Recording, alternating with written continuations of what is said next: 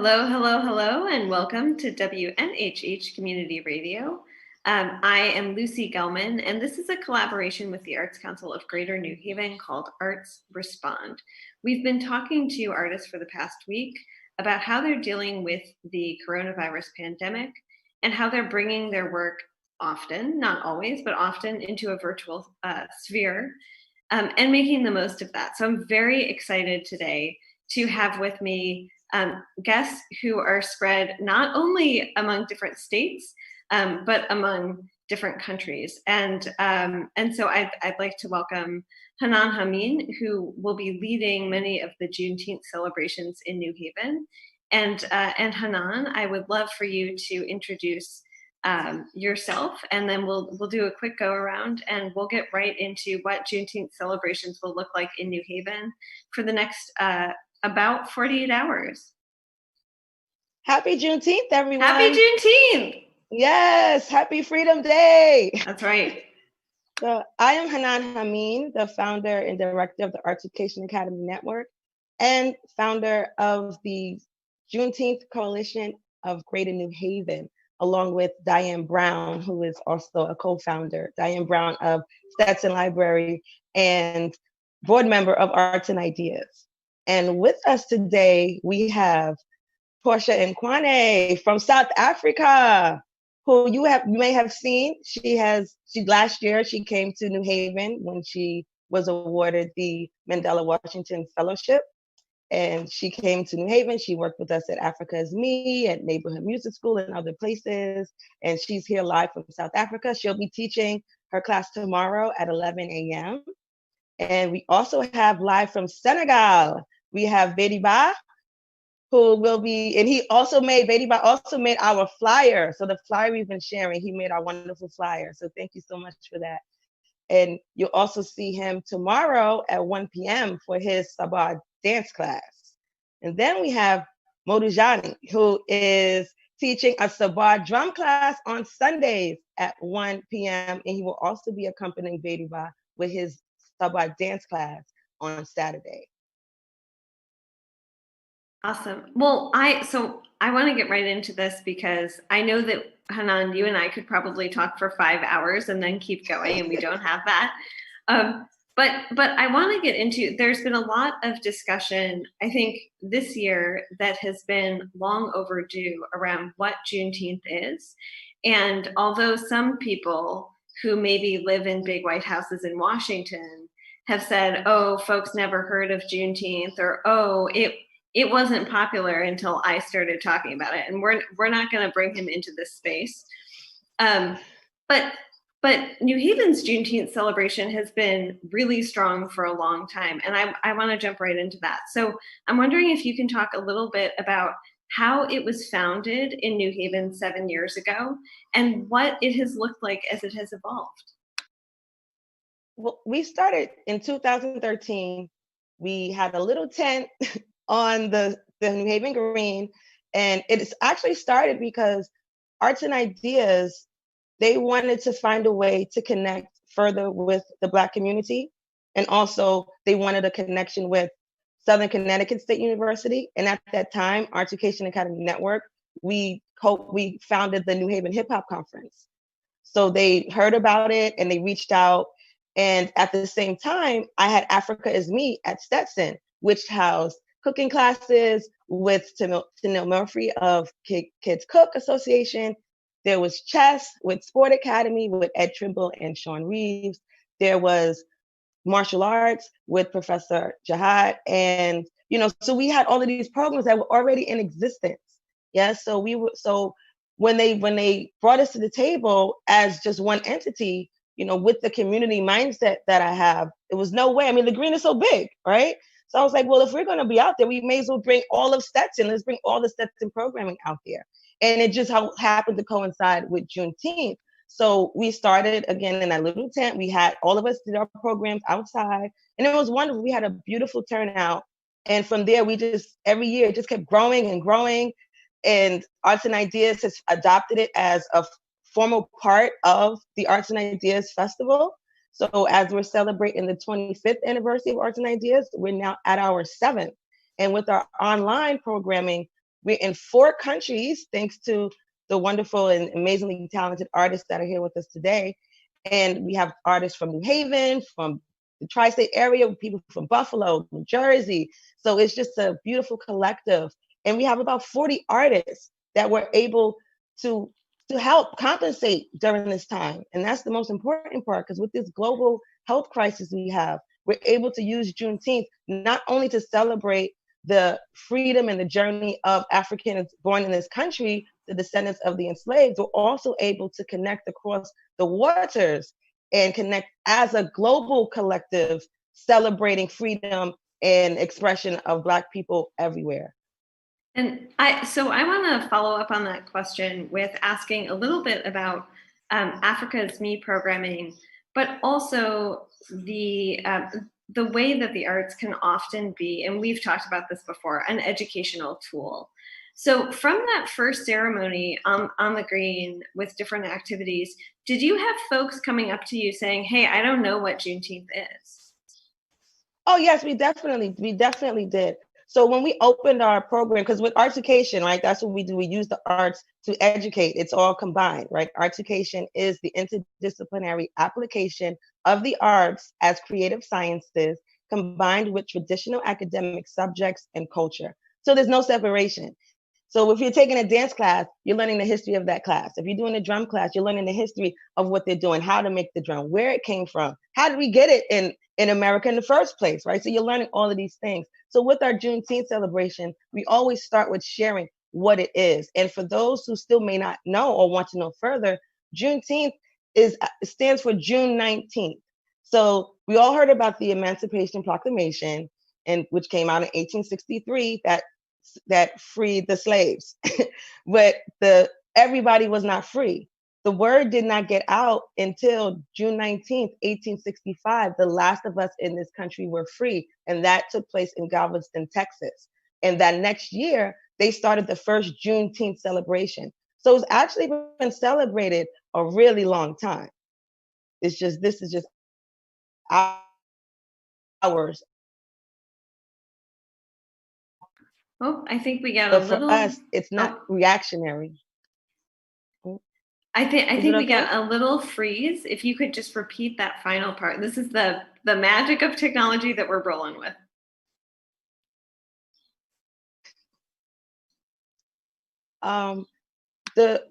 Which part? I don't know where it went off at. The fact that for you've never seen the celebration in New Haven as reactionary. Oh, yes. So for us, it was not reactionary. It was something really embedded into who all of us are, who have our programming at Stetson, is just our mindset and the way that we just operate and live our lives as a community mindset, a village mindset. We call New Haven a village. So for us, it was not something reactionary. It wasn't that something happened, somebody died, so let's celebrate who we are. It was more of a solution to the problems New Haven was having with the youth. The youth were killing each other, and there was a murder across the street from my house and another murder around the corner. And so we were doing these things to help combat those issues, to help teach our children who they are, so that if you recognize each other as brother and sister, then you'd think twice before you'd pull a gun on that person if you saw them as family.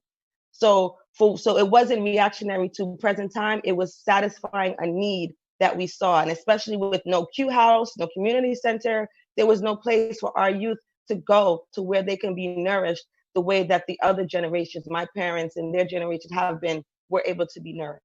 So, and Arts and Ideas didn't react to something going on in society. It was, they legitimately and genuinely wanted to connect deeper with the community that they are serving. Being the International Festival of Arts and Ideas, they did not want to overlook the people who are right there in the same neighborhood, in their front and backyard, right? So that's what I mean by it wasn't reactionary. It's built into the fabric of the organizations.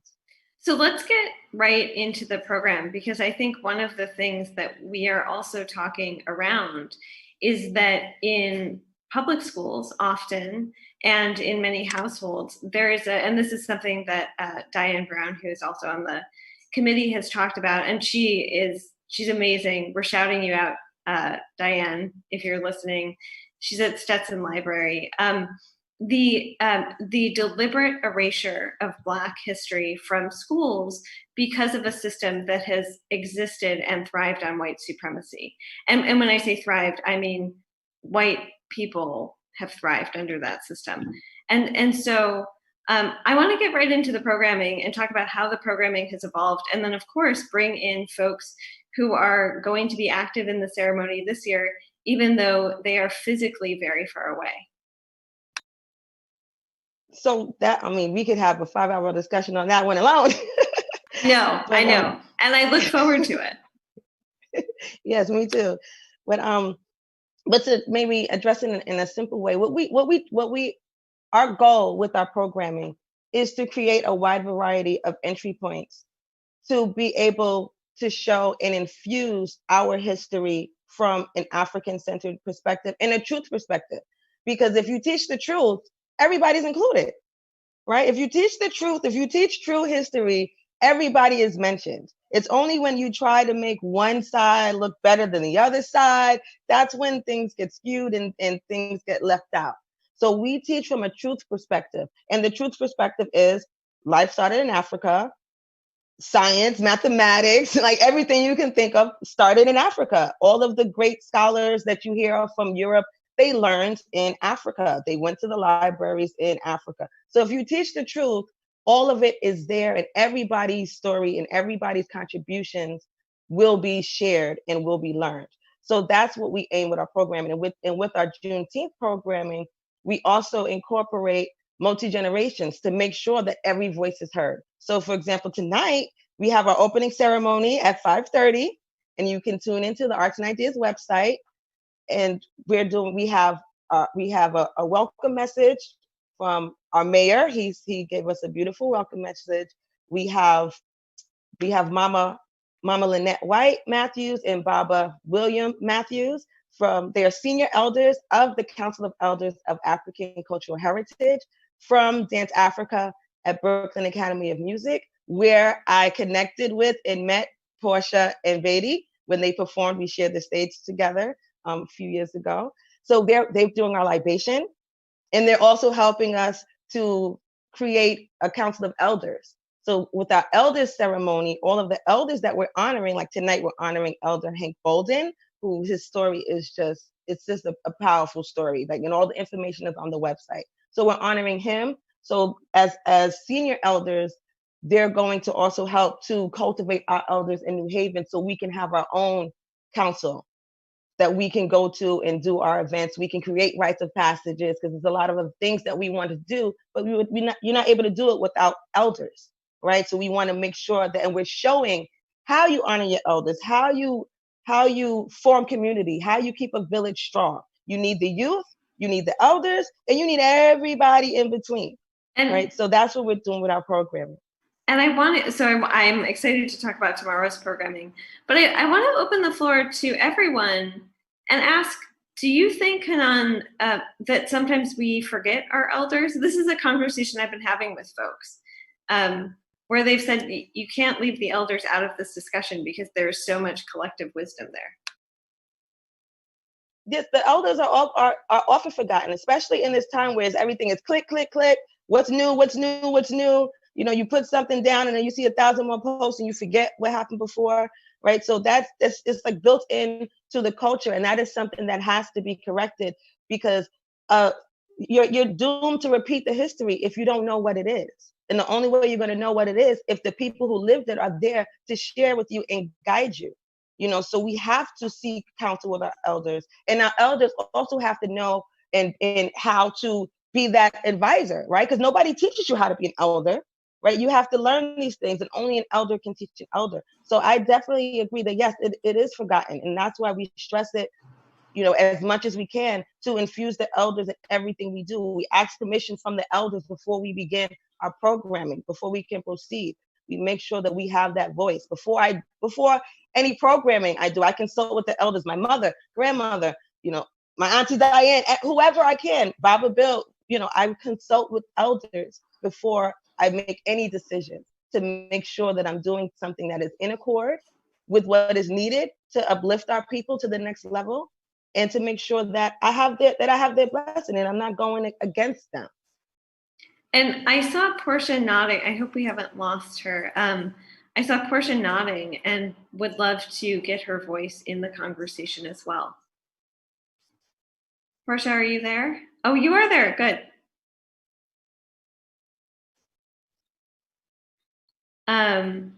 If I think you're muted. You may be muted. Portia, I think you're muted. Oh, okay, perfect. Can you hear me now? Yes, awesome. Thank you so much. Yes, hello everyone. So the reason why I'm nodding to what Ms. Hanan is saying, I have to fully agree with what she's saying in terms of consulting with the elders. For us, you know, coming from South Africa and in the city of Durban, KwaZulu Natal, we usually say indlela ibuzwa kwabaphambili.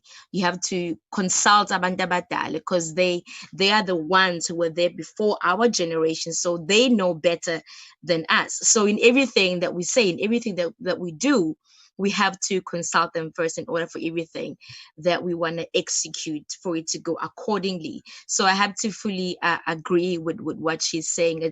It's a very important thing to touch on, you know. So yeah. I muted myself.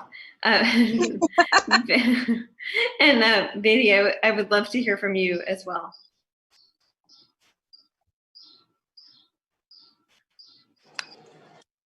You are talking with me, right? Okay, firstly, hello to everybody. So my name is Brady from Senegal, and I'm here with Modigan, who is drummer also. So what I'm gonna say in what Hannah said is not a lot, because I'm just gonna agree with what she said. For example, you know, here in Senegal, I'm gonna talk about the culture. You know, our culture. For example, the young generation, they really don't know, like lots of them, they don't know the real culture that they need to know.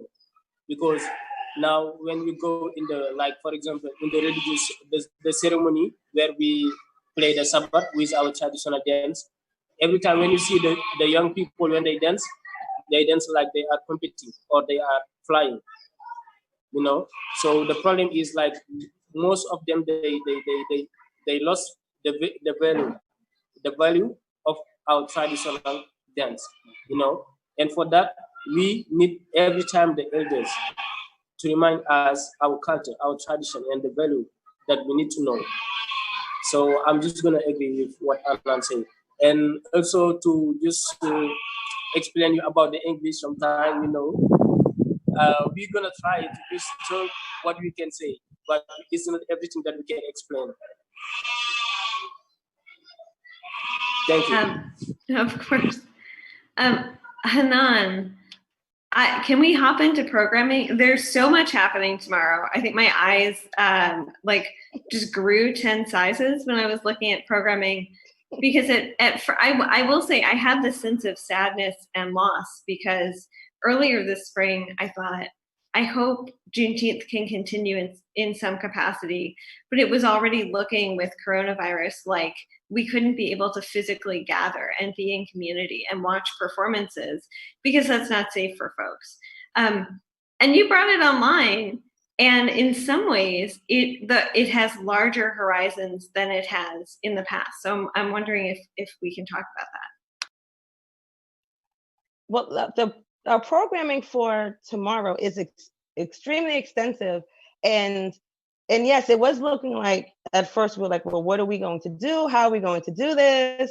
And actually, the motivation to keep going came from Modu, Baidi, and Portia, because we started an online diasporic class series where the classes that they have on Saturdays and Sundays, we've been running those since March to help, especially during Ramadan in Senegal, right? So because Baidi has a youth center, he has a dance company, so he was looking for a way to help feed everyone during Ramadan. So we held these classes and people donated, and you know, so it's been helping, you know, communities. We've been feeding families, right, for a few months now.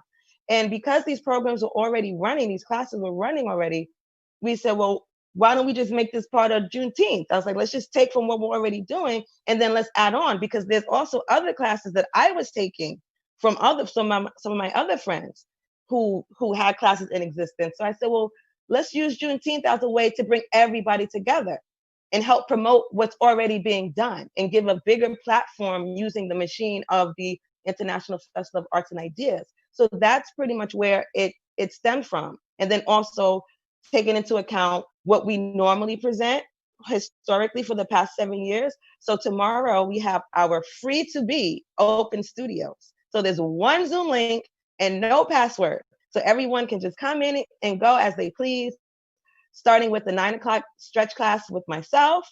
10 o'clock, we have a dance class in Guinea with Aisha Kamara.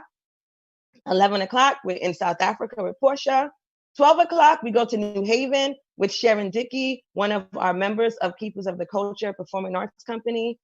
Then we have Sabah Dance with Baidiba. At the same time, on the StreamYard, on the live stream with Arts and Ideas, there's storytelling. And Tennille Murphy is doing her cooking class that she normally would do live, where she's sharing a little bit about the traditional Juneteenth recipes. And then we go back to our Zoom and we have dance. We have a drum class with Brother Brian Jarrava Gray of New Haven. And then we have African Zumba with Shayna Broughton from Buffalo, New York. And those are our classes for tomorrow. Then we have the Visions of a People performances that's going to run as a mini concert featuring Jacoby, who is a poet, Sister Zach out of Harlem, she's a singer. We have Chaz Carmen of Ice the Beef, who's doing a reenactment of Bobby Seale. And because, this is also the 50th anniversary of those trials, and, with the Black Panther Party. So we're commemorating that through his reenactment. I'm also dancing myself. I have a performance in there. And we also have a duet with Sharon Dickey and Earl Ali Randall, members of Keepers of the Culture Performing Arts Company. Then at 8 o'clock, from 8 to 12, we have a dance party. So everybody, get your groove on with us. We have DJ Dana Game and DJ Chaos. So DJ Dana Game is coming out of New Haven and DJ Chaos from New York City. And we're just going to have a blast tomorrow. And then we come back Sunday with more of our free to be open studios. And we have an Afrobeat fitness class with Tamara Jones. We have Sabar Drum with Modu. And we have a West African Mali class with Abdoulaye Koita from New York City, who also I met through Dance Africa. Then we have a soca-based class called Jim Jam with Raina Pell, who is my dance daughter from New York. And then we also have a yoga class. It's called Yoga for Black Reclamation by Shafo. And it's just going to be a wonderful, wonderful, wonderful day. Oh, I missed one class. There's so many. Earl Ali is going to be teaching a class because during the quarantines, he started a fitness class to help uplift everyone in New Haven. So we included his class as well. So that's the weekend. So I'm excited. It's just so much. I'm just super duper excited. Well, I'm interested in the ability of this virtual Juneteenth to reach in a lot of different ways. And so Portia and Beatty, I want to bring you back into the conversation and talk about how you are using your art forms, not only tomorrow, but in general, to communicate community, gathering, and also like healing, joy, and reclamation.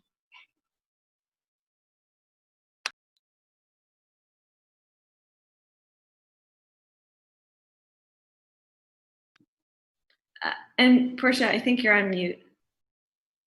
Baidi, do you want to go first? Baidiba? I'm explaining to Modu. Okay.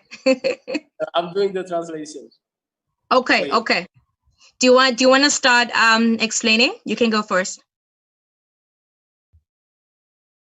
He's translating to Modu right now, so you can start, Portia. Awesome. Right. So you're back again. Thank you so much, Hanan, for that insightful information. Just so much to take in just one day, honestly. So how I'm using my art as a creative that is based in South Africa, representing the different provinces. We have Gauteng, we have Eastern Cape, we have KwaZulu-Natal. There's many, many more. And as a global citizen, I like referring myself as a global citizen who uses her art to reach out to communities, to bring them together, to create sustainable lifestyle, to create an environment where especially the youth understand the community that they're in, to be able to express themselves and be able to tell their stories. And how I started using my art back in high school, not a lot of people know this, but I was bullied in high school. I was bullied a lot, not physically, but with words. And how I started using my art is by dancing and storytelling. So I then registered my Portia Ngwane Foundation, which allowed me to go to the various communities around South Africa, specifically in KwaZulu-Natal, where I'd speak to the youth and I'd speak to the grade 7s, I'd speak to the primary school learners and engage them. And so they understand that bullying in high school is not allowed. Bullying in primary schools is not allowed. So how I did that was through a production, a stage production. I'd have a script, and I'd get the kids who look like bullies to be bullied. And I'd get the kids who are being bullied to be the bullies to the ones that look like the bullies in school. And the amazing thing is that the end result to that is phenomenal, because how they interact with one another at the end of the day is not the same. There's a connection. They now have an understanding. They now understand that, listen, there's really no need for one another to be mean to each other. So let us just vibe together. We're still young. We're still in primary. There's just so much more. We need to prepare for high school, the next level whereby the real bullying will be happening. So right now, just calm down. Just focus on your schoolwork and just get along as a youth. So that's one of the things that the Portia Ngwane Foundation focuses on. And we have art facilitators who facilitate all the projects going on. And then the second thing is that we use traditional folklore dancing, my first love. Folklore dancing, folklore music, traditional music is my first love. I remember when I started, a lot of people called me umlungu. Umlungu in translation in English, meaning a white person. So I'm not going to answer that now. So just to go on further, they called me umlungu, and I started traveling through Umuzi Wenkosi, which they took me in, George Olifanti, Tulani Hadebe, and they trained me to become the choreographer that I am today in traditional Zulu dancing, Setswana dancing, Venda dancing, Pedi dancing. When I started, I was a joke. But with consistency and the passion to learn, I paved my way through. I toured around the world, Spain, Italy, and then I ended up in the United States of America when I was touring with Ubabdu Mandlovu. Yes, Ubabdu Mandlovu, and that's when I met Miss Hanan Hamin through Dance Africa, and it was too much for me to process all at the same time. When I grew up knowing that people didn't see the best in me, they only saw umlungu. They only saw umuntu ozamayo, somebody who's just, trying their luck in traditional dancing, in African dance, and not knowing that I will be using that art to connect with my fellow African brothers and sisters, not just in Africa, but also in the diaspora as well, around in Europe, in the United States as well. So I think it comes down to understanding that the art has the power to connect people. The art has the power. You can tell your story in any way possible, whether it's a good, it's a bad story. Everyone has a story to tell. And with this virtual engagement, and with Africa is Me, and now with the celebrations with Juneteenth, it's an eye opener for a lot of African people in Africa and African people just around the world, to see that by being African, it doesn't only mean that you must be born from Africa. You know, you could be anywhere around the world, as long as we share so much. We share so much. We're touching on a very sensitive, personal topic for me. But just to summarize everything, I'm grateful for Arts Education Academy Network for bringing me, on board. I'm grateful to the directors that took me in, Babdu Mandlovu, under his wing. I'm grateful to Tulan Hatebe. I'm grateful to George Oliphant, because if it wasn't for them, I wouldn't know today. I wouldn't be teaching at Miss Hanan's classes. I wouldn't be touring around the world, and teaching what I know now. So it's because of them that I know how to lift up my leg high, how to do bum rolls, how to do so much more, how to articulate the African dances perfectly and make people understand about the different cultures of South Africa, as we are a very diverse country. So I'm just going to end there, and then to allow Badi to elaborate and continue. So thank you.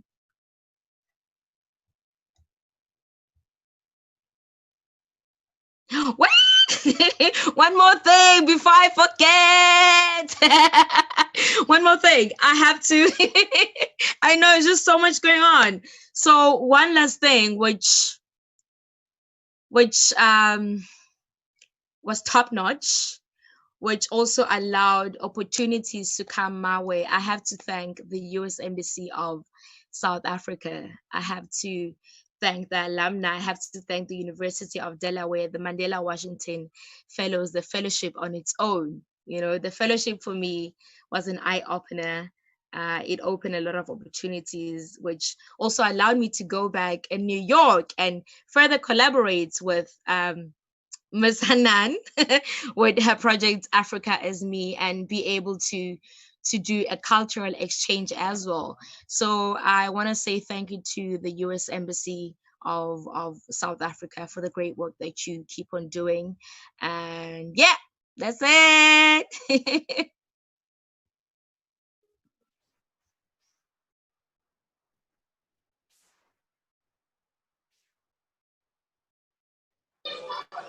Hello guys, sorry, I was changing the place.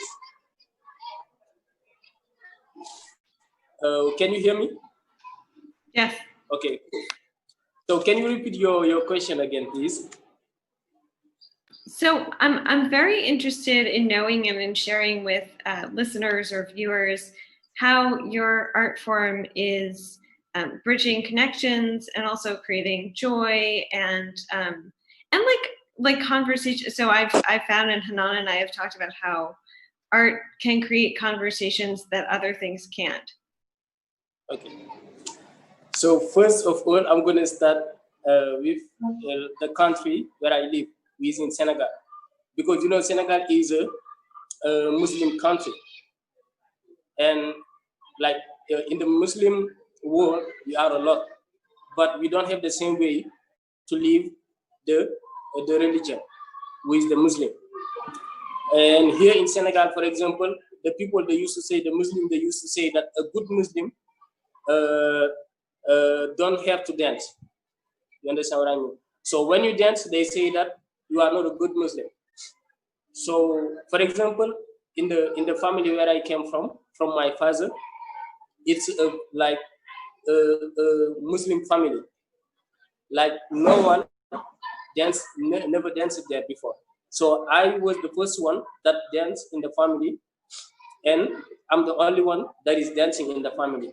So when I started to dance, they say to me that, okay, this is not something that we're gonna allow in the family. This is not something that we're gonna accept. So you have to take your own way, because this is a reality here in Senegal. You know, in some family, when you want to dance or when you want to do some like art, let's not say dance, but when you want to do some art, they say, okay, you are taking the wrong way because you are doing art, because you are not going in the school, or you are not, for example, working, or you are not doing something else, but you want to do art, so you are in the wrong way. Because like here in Senegal, we don't have a lot of art school. The only one that we have is the École des Sables, and the other one is in Dakar, with École des Beaux-Arts. But like it's not a school where like all the people can go, or all the artists can go. So when I started the dance, so I was dealing with a lot of things, and I was dealing with that also. The way that people looking at me, the way that my Muslim people are looking at me. You understand what I mean? So, and like when I started to do my research in my art, in my religion, and in the world, there was no one where they mentioned that a Muslim doesn't have to dance, like does not need to dance. Because we know that in the for example, in the history of the prophet, there was one prophet that was dancing and got smiled. So why they say dancing is not good? So this was something that gave me strength, you know, to just work more and to improve in my art and to succeed. So this was like long time ago. And like when I started to travel, and when I started to gain money in the dance, and when I started to help people with my art, and for example, like Anan said, now I have a center here in Kaolack that is training the youth, like the young people, and that is training also the people that are interested to do the dance, but they don't have people that follow them or that help them. So when I started to do all that, then like their vision, the way they see the dance here in Kaolack changed. Because Kaolack is not the capital of Senegal. When you go in the capital, you can see a lot of things that is happening there, like festivals, like exchange and all these things. But here in Kaolack, it's like when you say, this is the capital and this is the village. So Kaolack is very far to the capital. So a lot of things are concentrated in the capital. So right now, the way that I do my art and why I do my art is for me to change the world, to change the way that people are seeing the art here in Senegal. I'm not gonna say in the world because the realities are not the same, but I'm gonna say in Senegal because we have that way to see the art who is not good. And for example, I'm gonna give you an example. As an artist, when you go in a family and you have your pocket who is full of money, and as an artist, you go in that family and give them money, they're gonna start to say, yeah, this is a good man, you know, because he's doing this, he's doing that. You understand what I mean? Like those hypocrisy that people are living, that our brothers and sisters are living here, because they can't accept that art is a way that can heal, that can change the world, that can help people, that can be a work, not only a passion, but a work. Like, you understand what I mean?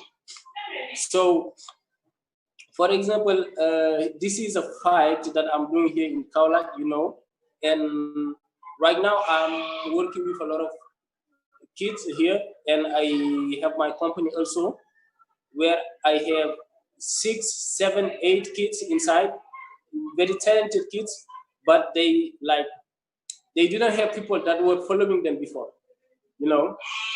So this is how I can answer your question, and I hope that I answered it. Thank you. Yes. So I know we have about 10 minutes left, and Hanan, one of the questions I want to ask you is, a lot of people have been asking this very broad question, the where do we go from here question. But I know that it's something that you are thinking about with the 7th annual Juneteenth. But like, I know you're already thinking about the 8th annual Juneteenth and the 9th and the 10th as well. So I know that last year, Juneteenth in New Haven focused a great deal on reparations and repatriation. This year, I think it is almost flowing into this interrelated connection with intercultural bridges that strangely one can build over the internet, or not strangely, I don't know. So where do we end? And then also Juneteenth this year finds itself at a very specific moment, both in New Haven. So this year is the 50th anniversary of the Black Panther trials in New Haven. But New Haven has always had revolutionary Black history, not just 50 years ago. And so there's that, but also a very specific moment in this country. And so where do we go from here? Where does this go from here? Well, it's like what you said and what everyone else has shared.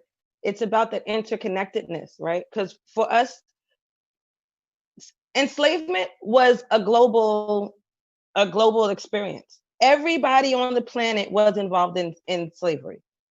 The enslavement of African people, everybody benefited from it except for Africans. So even from, the people in the North, where'd they get the clothes? Where'd they get the cotton? That came from the South, right? So everything was connected. Even in Europe, they made money off of it. Everybody made money off of the backs of African people, except the Africans. When they had the Berlin Conference and they carved up Africa, right? So why we say South Africa and why we say Senegal, those aren't the names. That's the name somebody else put on it. That's not the names that they made for themselves, right? They chopped up families. They chopped up empires. They separated people from each other the same way that they did here with us in the Americas. So for us to be able to receive reparations and to repatriate, we have to have those connections so that way we can return, right? Because even like those of us in this country who are considered, Black or African American, we're a nationless people. We do not have a land. We were supposed to get our 40 acres and a mule. We were supposed to get 4 states in the South. We did not receive it. So we're a nationless people. So for us to receive our reparations and for us to really be spoken for, that's where the African diaspora comes in. That's where the African Union comes in. So we're considered, those of us that are not on the continent are considered part of the 6th region. And my mother was a part of this organization. She was a chapter leader for the 6th region. She spoke at the UN and everything with the ambassadors to fight. So a lot of reasons why we hear about reparations now is because of the work of my mother and my grandmother. They're 2 unsung heroes in this fight, because I was born hearing these words and fighting this fight, but that's what it's about, because as Africans in this country, we need a home to go to, and we should be able to choose whichever home we want to within the 54 countries. Every African government should have their doors open with a space available for Africans in this country to be able to return, because we were taken from there and we don't know where we came from. So the whole continent should be open for us to go. So that's part of the repatriation. But then also, Africa was also stripped of their resources, right? Even to this day, they're still being stripped, and the country is still being raped to this day for their resources and for their people, right? So us here in this country, because the dollars that we receive from America are worth more than the francs or whatever is received on the continent, we're in a position to where we can use our resources here and our platform here, as we have been doing. Like, for example, the apartheid, I remember going to rallies. I remember in 1990 when Nelson Mandela was released and he came to Aaron Davis Hall and my brother performed and Jesse Jackson saw me with my African clothes and my locks, and he came and kissed me and grabbed me and walked me inside. Like, I remember all of this stuff vividly, right? Us in this country have always been at the forefront fighting for our people on the continent. And now is the time, especially that everybody has this global awareness of what we're still dealing with, because unlike everyone else, we have a unique situation where we don't have a place that's separate from our oppressors. We don't have a place that's separate. We had to stay here and live in it, generation after generation after generation after generation. We don't have dollars with our pictures on it. We don't have everybody in government looks like us. everywhere you go, people look like us. We do not have that experience. We don't have the experience of having our own language. We have to use the language of those who oppressed us and invaded to be able to speak. So because of this, we have to make sure that these bonds are tight. So that is what we are doing here. So in addition to us creating these classes, we're also exchanging language, right? So like Modou, he speaks a little English, right? But he speaks French and he speaks Wolof. So when I speak to Modou, Modou is teaching me Wolof. And I'm also learning French because we translate in French, but he's also learning English because you still have to operate in this global society. And Portia's teaching me Zulu because when I go to South Africa next year through the Mandela Reciprocal Exchange Program, for me to now go over and continue the work that she did here during the fellowship, I want to be able to speak to my people in the language of my people. I don't want to have to speak to them in the European languages. Like that bothers me. That bothers all of us. Like me and Modou, we speak about that all the time, and he gets very upset about the fact that he has to use somebody else's language to speak to me, to speak to us. That Baidi has to translate what's going on. We should be able to just speak, but that was robbed from us. So it's up to us to bring that connection back. It's up to us to use the tools that we have to bring those connections back. So what we are doing now, we're working on exchange programs. So where when everything opens up, we're going to be bringing people to Senegal. Now you don't have to learn from Baidi Ba and from Modou Jani and from Portia and Kwani. You don't have to learn from them on the screen and Aisha Kamara, because we already have trips every March to Guinea, right? This year we couldn't go. So since I couldn't go dance with my sister in Guinea, I was like, well, I'm bringing Guinea to my living room. And if I'm bringing Guinea to my living room, I'm bringing South Africa, and I'm bringing Senegal, and I'm bringing wherever else I could bring. So that's what all of this came from. So that's the next step, us going there and also them coming here. This reciprocal exchange, this cyclical exchange that keeps going and keeps going and keeps going and keeps going. So we plan on bringing teachers over so the teachers can work with the youth that Baidi Ba has and other youth. So we can teach them how to use the technology that they have, to not be consumers, to not sit back and watch everybody all over TikTok and Instagram copying their moves and not giving them any credit, where they can actually be at the forefront of what they are at the forefront of. Everybody loves Afrobeat, but who will you see? You're not even seeing the people where it comes from. It's African dancing coming from the youth, coming from the people, but you're not learning it from them. You're learning it from somebody who learned it from somebody who learned it from somebody who saw their video and didn't give credit. So we're going there to change this. And also with Rich McCrone, he is a videographer, documentary. He did the New York Takanapy documentary. That's an award-winning documentary. And he's working with us also to help bring this to light. He's creating a web series. So with all of this that we're doing, we're going to go over there, teach them how to make their videos. When I go to South Africa, we're teaching them how to use the arts for economic prosperity. Like, this is what we're doing. This is the next level. So Juneteenth is here. We're bringing everybody together, but this is not the end. This is the beginning, right? So as we move forward, 8th, 9th, 10th year, next year, my goal is to bring them here. And then my next goal is to continue the legacy of Dr. Chuck Davis, my dance grandfather, who started Dance Africa at BAM, to create a Dance Africa in New Haven, to create a Dance Africa in as many places as possible. Bring one to Senegal. They already brought one to South Africa. That's the next step, and that's where we are working towards. So join us tonight for our opening ceremonies. Tomorrow we have all our classes everybody can experience. And then the next step is when those borders open, we're getting on those planes and we're going over to Africa to learn, and we're bringing them over here so they can work with us here. And we're still going to keep it going and let it keep building and building, and to the sky's the limit. So that's the next step. I want to thank you all so much. I'm like super hyped for the next 48 hours and the future of celebrations in New Haven. And of course, Hanan, thank you for being I feel very lucky that New Haven has bragging rights to you and to your wonderful family. So thank you. Thank you everyone for joining us. And please visit. The flag. Yes. Hanan's the flag.